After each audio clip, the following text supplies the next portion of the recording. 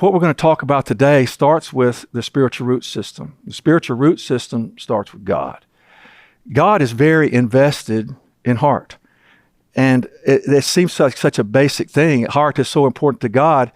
He decided that's the place where the Holy Spirit would be put inside of us, stamped in our hearts, guarantee in our hearts, that no longer written on tablets of stone, but written upon the heart. God is so invested in heart. In 1 Samuel 16:7, he says, man looks at appearances when Samuel was sent to pick the king, but God looks at the heart. All the people that were paraded in front of Samuel, Jesse's sons, he would say, this isn't it. This isn't the man. This isn't who it is. Do you have any other sons? And then Jesse said, well, I've got one more, but I don't think you'd want him. He's little, he's scrawny, he's not grown yet. And David came before Samuel, and Samuel said, there's the man.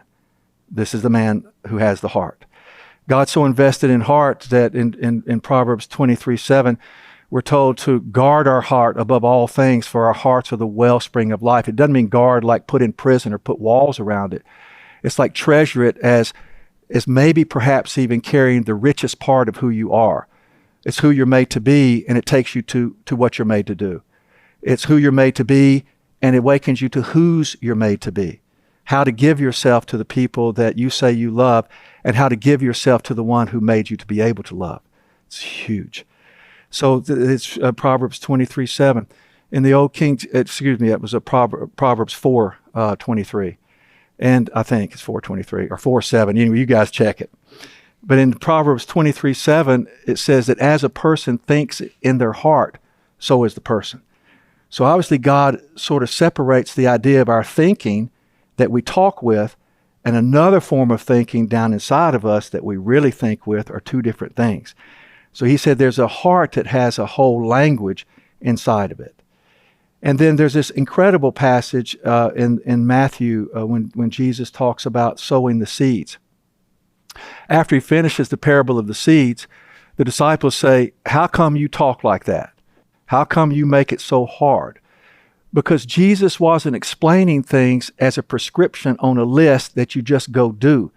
He was talking about a mystery that we forgot how to live.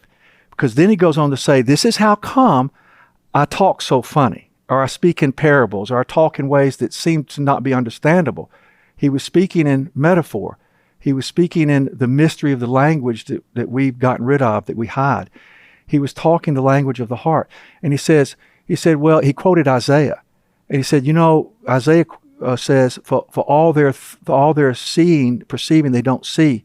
For all their hearing, they don't really hear. And then he goes on to say, because if they really did hear, and if they really did see, they would understand with their hearts. And with their hearts, they would turn and be healed. So the heart's presence is a mighty instrument to be touched by God and others for us to become exactly who we're made to be in this life. Now, who are we made to be? We're made to be people who are fully alive. We're made to be people who see who we're made to be and do what we're made to do. What are we made to do? We're made to be capable of living life on life's terms.